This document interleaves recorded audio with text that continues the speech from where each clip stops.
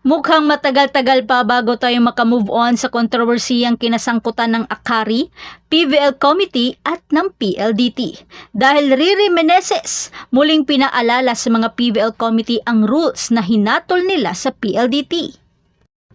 Bagamat nanalo man ang Signal sa bronze medal, mukhang malaki ang simpatya nila sa kanilang sister team na parang ninakawan ng panalo. Sa pagkakataong ito, tila isang mitsa ang nagawang desisyon ng PVL. Anong masasabi nyo sa videong ito?